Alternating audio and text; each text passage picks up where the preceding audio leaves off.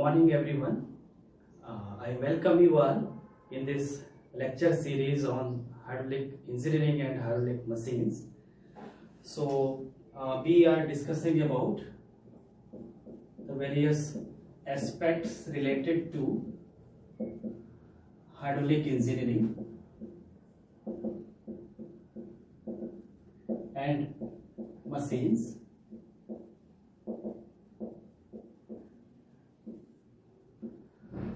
Till now, what we have discussed about the basic concept of hydraulics. After that, we had seen what are the different types of or different classifications of open channel flow. We have also seen the difference between open channel flow and pipe flow. When we were talking about the open channel flow or different classification of open channel flow,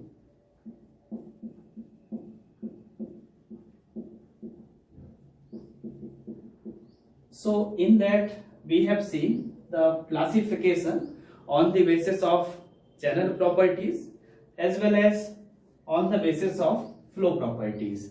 So in channel properties we have seen prismatic section, prismatic channel, non-prismatic channel, man-made channel and natural channel, as well as stable channel and mobile boundary channels. Okay. When we were talking about the different types of OCF based on the flow properties, so in the flow properties you will be talking about the velocity, how much is the flow depth. On the basis of that, so we have seen the variation of flow properties with respect to the space as well as with respect to time. So when we are considering the things with respect to space, or you are looking for the variation with respect to space, so you define uniform flow and non-uniform flow. Okay, this when you are going with the assumption of uniform flow, then in that condition you are developing the model that is also called the lumped flow model. And when you are dealing with non-uniform flow, or you can say this is buried flow, so this will become the distributed flow model.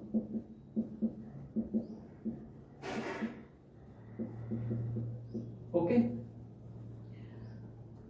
And when you are considering the variation with respect to time, then you will simply say whether the flow is steady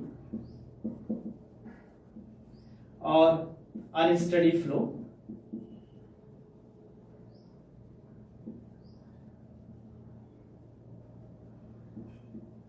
Right? Again, many times you will also be dealing with the randomness associated with the flow.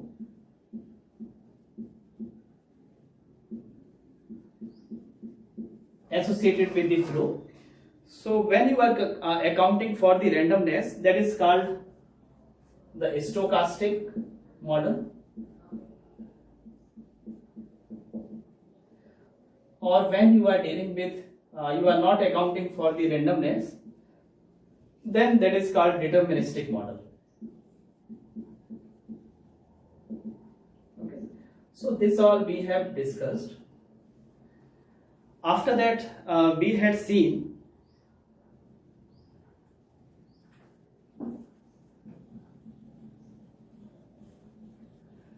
how you will write the expression for when the flow is taking place.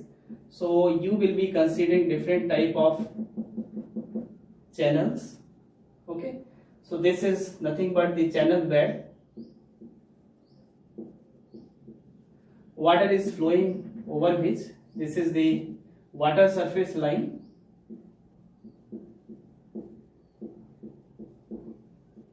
And over this water surface line or water surface curve, the pressure will be atmospheric pressure.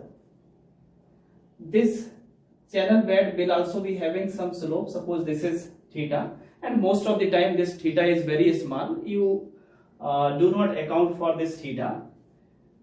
Okay. at any point or any section you will also be having some cross section. So this is, suppose this is section 1, so this is the flow depth y. Okay, y is flow depth. Basically in case of open channel flow, we will be talking about two different types of flow depth. One is flow depth, this is in vertical direction. Okay, so when you are measuring the flow depth vertically, this is called y. We also use another symbol, this is d, flow depth normal to channel bed. Okay, suppose this is the channel bed and I am considering this thing, and this is suppose 90-degree angle, so you are moving perpendicular to this channel bed. Most of the time we will be dealing with this y, but when you need to consider for the slope, when slope is not negligible, considerable slope is there in the channel, then you will be looking this d seriously. Otherwise always you will be using y. Okay, if you look for the relation between d and y, so you can simply say d is nothing but y cos theta. Theta is very small, then cos theta will be equal to 1 and d will become equal to y. How we will be writing the expression for total energy? So if you consider this is the datum, this is z, datum hai. Okay, so in total energy, suppose total energy is denoted by H. Okay, so this H can be written as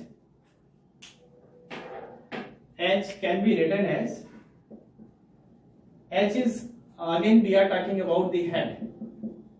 Okay, so H is nothing but summation of this total head, you can energy head, this will be equal to datum head plus pressure head and kinetic head. Okay, this is nothing but Z. How you will write the expression for pressure head, we have discussed about that. In case of open channel flow, whatever are the conditions of hydrostatic pressure distribution, so they will be valid. Okay, in OCF, hydrostatic pressure distribution,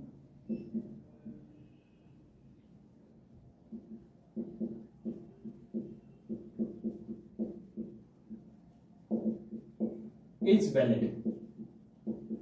So you will be saying Pascal law is valid and Torricelli's principle.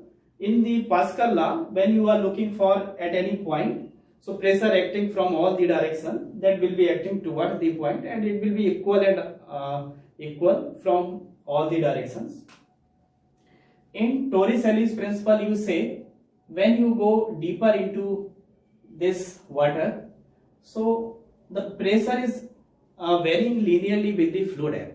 Okay, so these two laws we will be considering, and based on that you had also seen this pressure head is nothing but the flow depth. Okay, the summation of these two will be the piezometric head.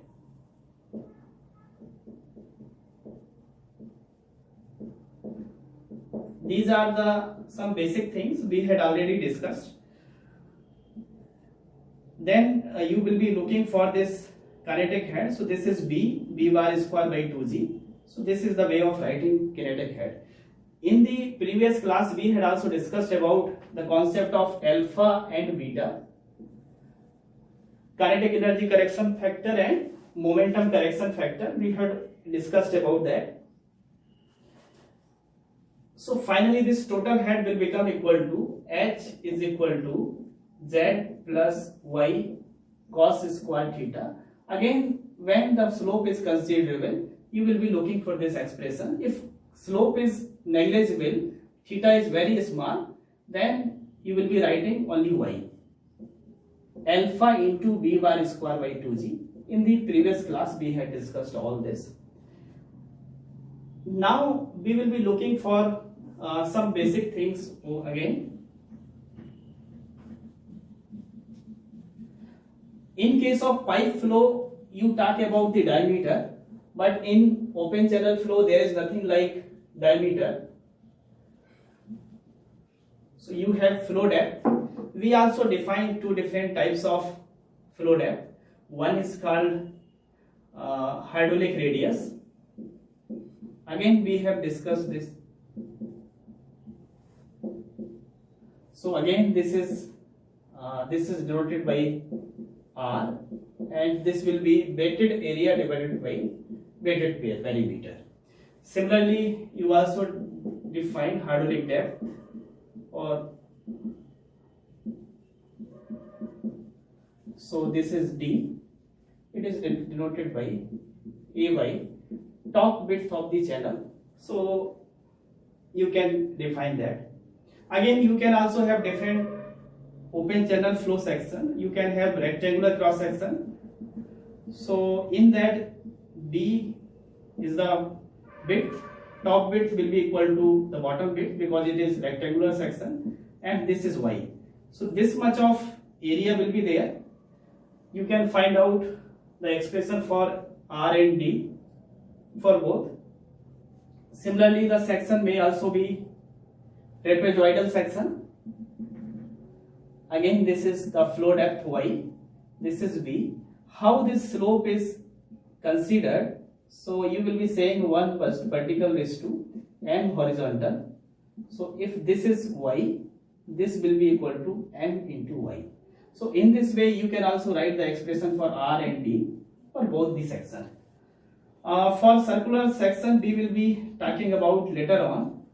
Again, if you are talking about the triangular section, so in case of triangular section, it is nothing but if you are looking for this trapezoidal section and you put b equal to 0, so whatever will be the findings for trapezoidal section, all will also be for triangular section. Okay. Next we talk about now whatever till now we have discussed in the last class.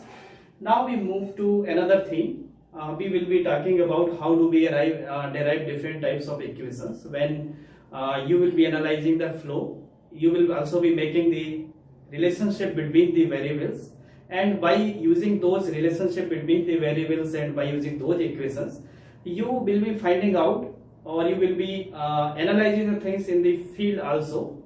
So now we will see how do we find out the equations, how do we derive the equations, and whatever are the equations. First we see the general concept, and based on that concept we will also be using the equations for different types of flow. Okay. In one of the class we have also seen different types of whatever is also in your syllabus. We have discussed about that. So in unit 1 mostly we will be talking about the uniform flow.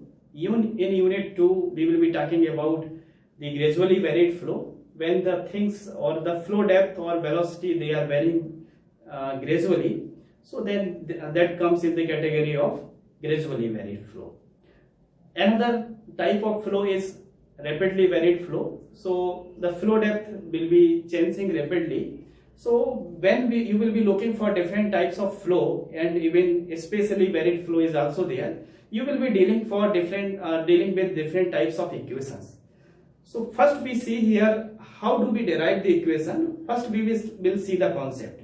Basically you will see two types of equations. So mainly two types of, or I can say 2 or 3 types of equations. Most of the time you will be dealing with analytical equations. These are also called mathematical equations.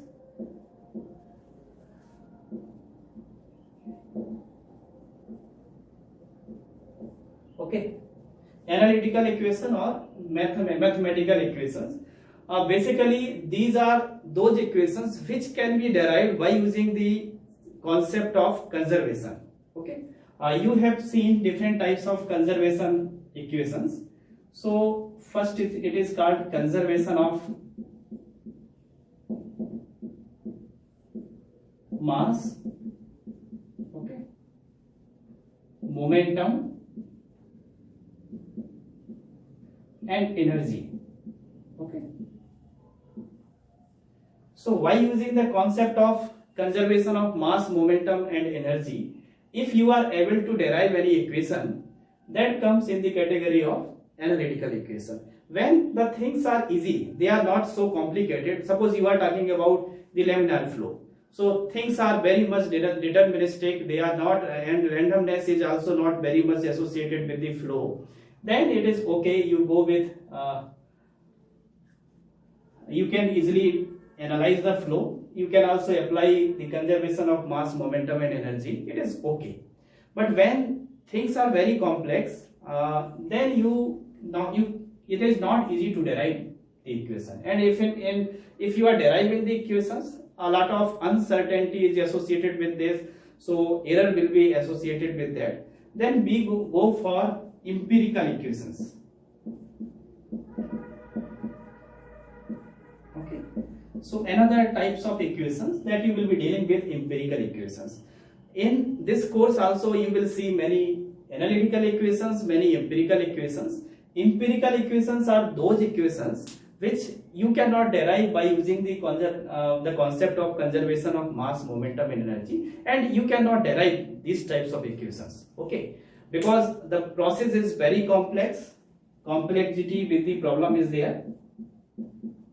Okay, so you cannot derive.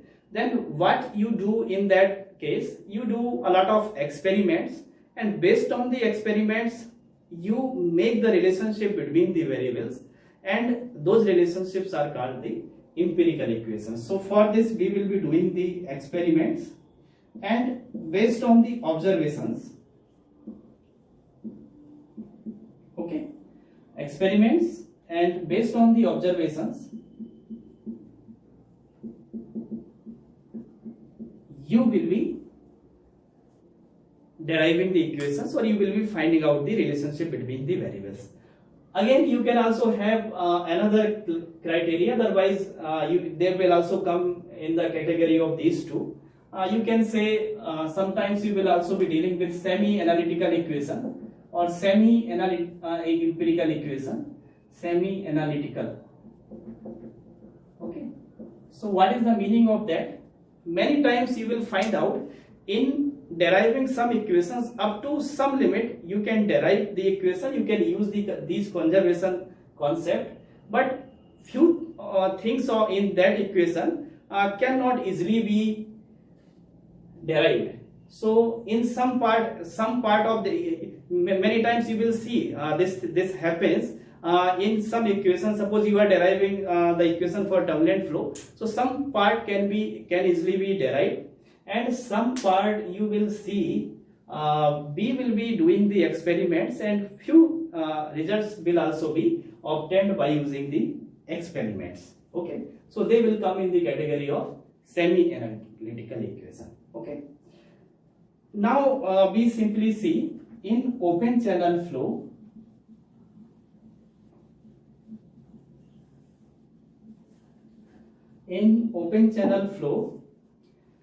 how we incorporate for these equations, because in case of pipe flow you have already seen the things, pipe flow में कैसे चीजें derive करते हैं, you have already seen that. So now we will be looking for open channel flow, and how we will be applying this concept of conservation. Okay, so suppose this is some open channel flow, this is the channel bed. Okay, I don't need to write always. Suppose it is having some slope, S0 is the bed slope. This is some flow. Okay, so this is the water surface line, so that's why I am making like this. It will also be, there will also be some energy line over here. I'm not making it because we are simply talking about the conservation of mass.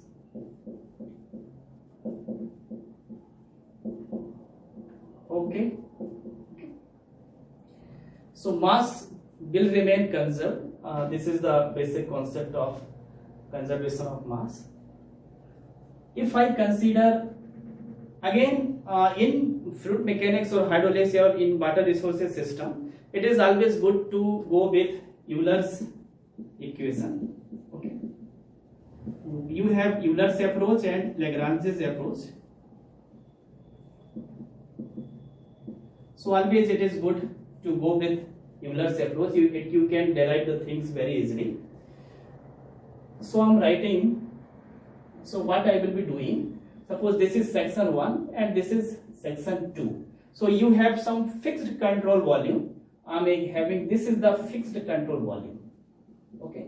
So I am looking the things over this control volume. This is control volume. Okay. How the things are happening within this control volume, I will be. There is no flow across these two boundaries because this is the channel bed and there is no flow in the vertical direction. The flow is something like this. It is coming from this. So this will be inlet and this is outlet. Okay. First I need to write the statement of conservation of mass. Okay. If I have to write the statement of conservation of mass, then how I will be writing that? First you see that.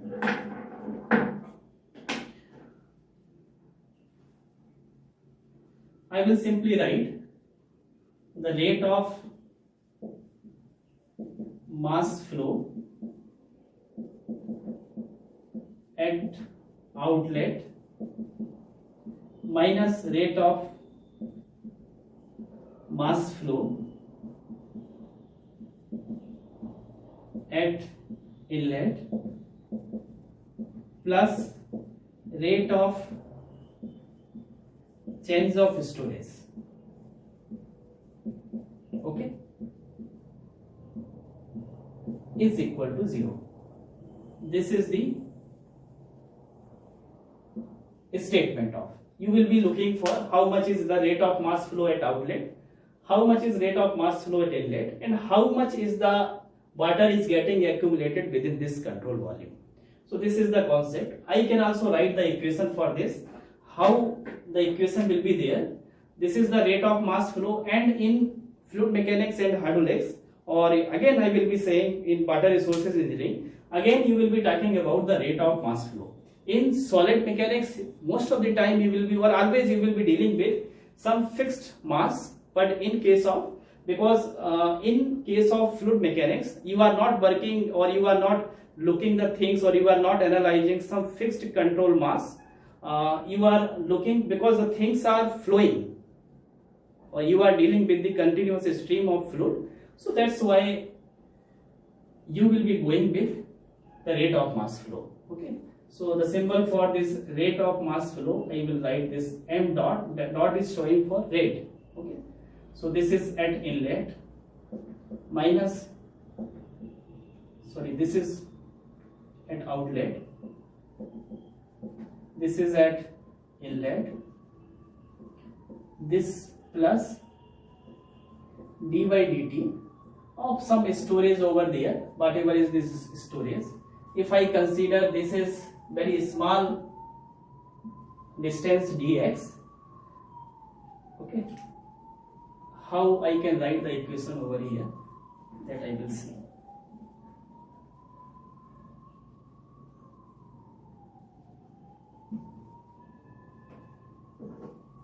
You will be having some cross sectional area over here, and suppose its area is A, this is flow depth y. Okay, I'm writing just for simplicity, this is A1, this is Y1, this is the cross sectional area at this is A2 area is there, and this is Y2.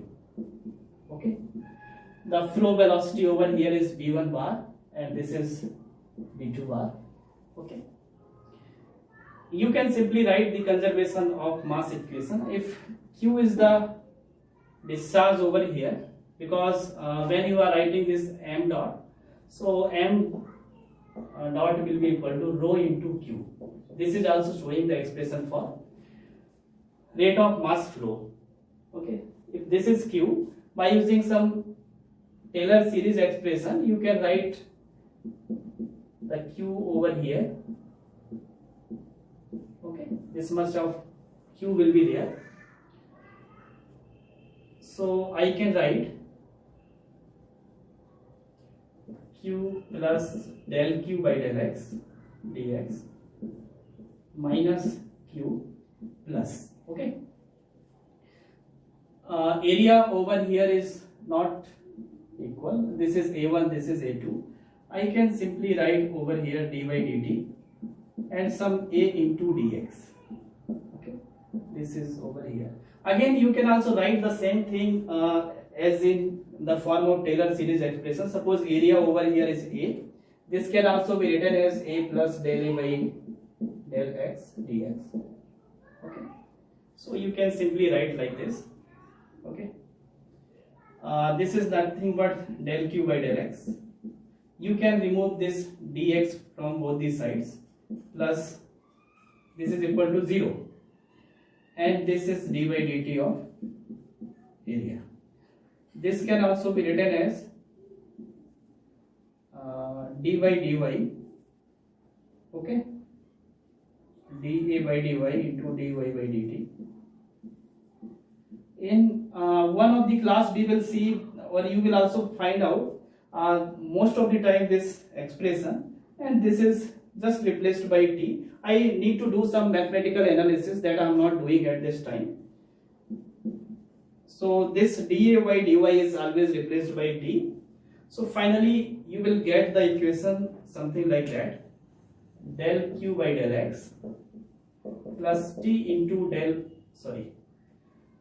dy by dt is equal to 0.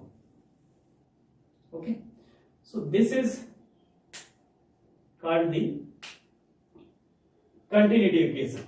Again, this is for unsteady state flow, because things are varying with respect to t, and we have also seen, consider here there is change in the storage, so that's why this is happening. So this is called the continuity equation,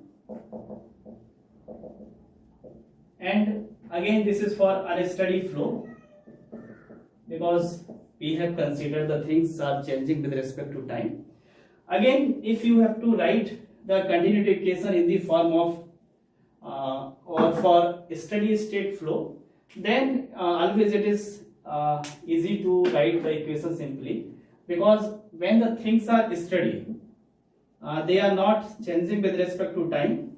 So whatever will be the rate of mass flow at this section, the same rate of mass flow will be that section. There will be no change in the storage.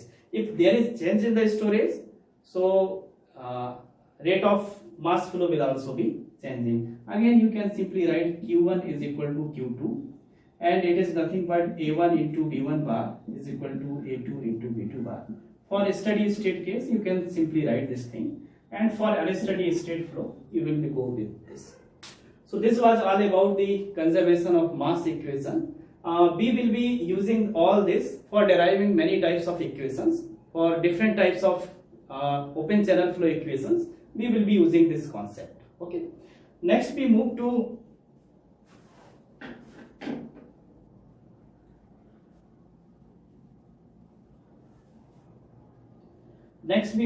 conservation of momentum principle. I also need to check whether recording is going on or not. Okay, it's okay. Next is about the conservation of momentum.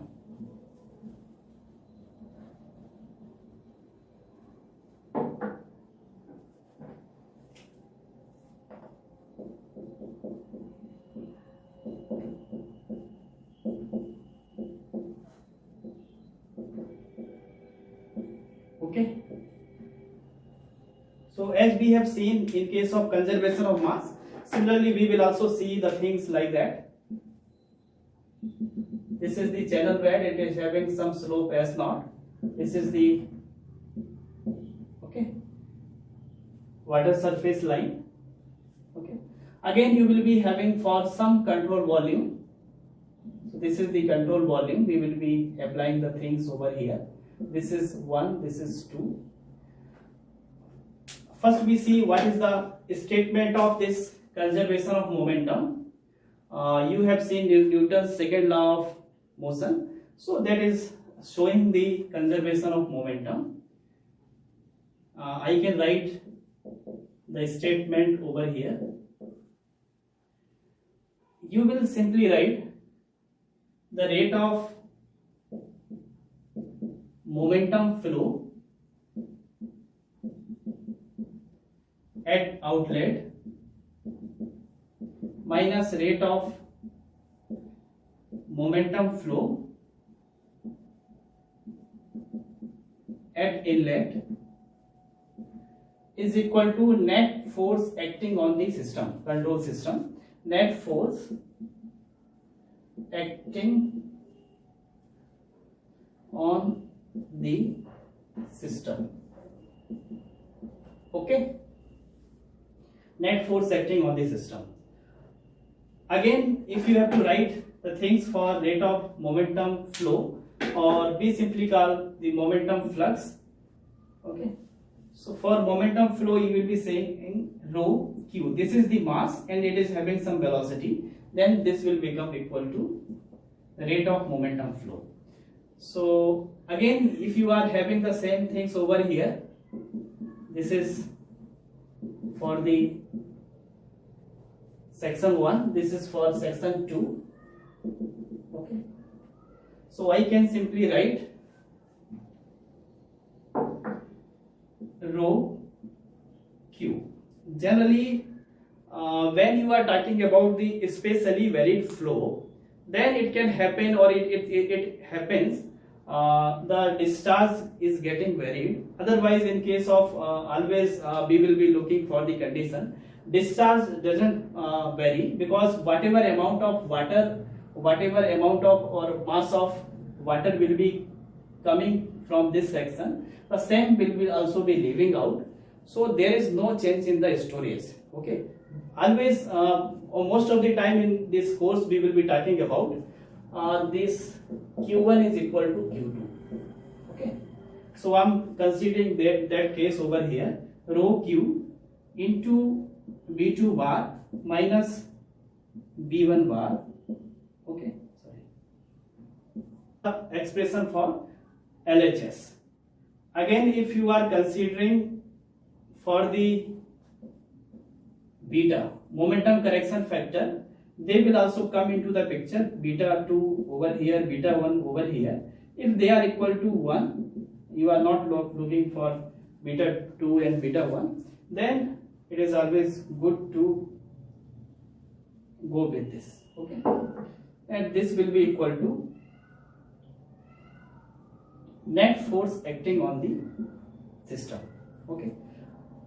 When you are applying the conservation of momentum equation, you need to take care of the things, because when force comes into the picture and velocity comes into the picture, then you need to take care of the things, because they are having not only the magnitude, they are also having the direction. Okay. So you need to consider in which direction that you are looking for the things. This is my suggestion to you. When you are writing the expression for rate of momentum flow at any section, always write rho q into v bar. You can also write the same thing, rho a v bar square. But in this thing, if you are writing this thing, this is also correct. But if direction is involved, or many times different directions are there, especially we will see when there is the impulse, or we are looking for the derivation of turbines and pumps. So you will be confused in that time. You will simply say this much of mass is there and this is flowing with this much of velocity. So this is the best way of writing the expression for momentum rho q into b bar. Okay. Forces that you will consider over here, one force will be due to the pressure difference. Although hydrostatic pressure distribution is there, but here the value of y, the flow depth is something else, here the flow depth is something else. So that's why you will be having the F P1 minus F P2. So you need to consider how much is difference is due to the pressure difference. Next thing is Fg due to gravity. If this much of mass is over here, this is dx. Okay. If this is the weight of this, so you also need to take care of Fg. Similarly, some frictional resistance may also be there, so you will be considering that. So this is the final equation. You will be considering pressure force, gravity force, and how much frictional resistance is there. So this is the way of writing the momentum conservation equation. Okay, we will be using all this, and we will be deriving the different types of equation by using this equation. So this is the equation for conservation of momentum equation. Okay. Next we talk about the conservation of energy.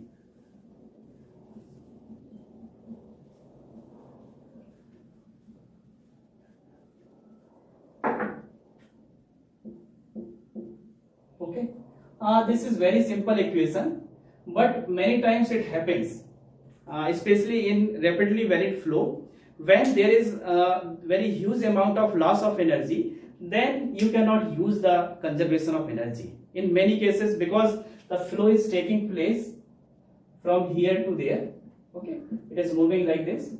So this is section 1, this is 2. So when it is moving from this section to this section, so again there will be some head loss. Okay, I can simply say if H1 is the energy at section 1 minus H2, that will be equal to delta HL. This head loss may be due to, major losses are due to friction, and minor losses may also be there from ED formation, etc. Okay. So this is the way of writing. See, this is very simple. You can write the energy equation. Again, you know the H1 at this section. How much is the rate of head? This is Y1 plus B1 square by 2G. So at any section you can write the total head. Total head at section 1 minus total head at section 2, and that will be equal to head loss. So this was all about the conservation of energy. Okay. Today we will be stopping here. In the next class we will be talking about whatever equations we have derived over here. How do we derive the equations of uniform flow, gradually varied flow, and rapidly varied flow by using these equations? And we will also be looking for the discharge measuring things and velocity measuring things. How do we measure discharge and velocity in open channel flow? So we will be looking all those concepts in the next class. Today we stop here. Okay, thank you.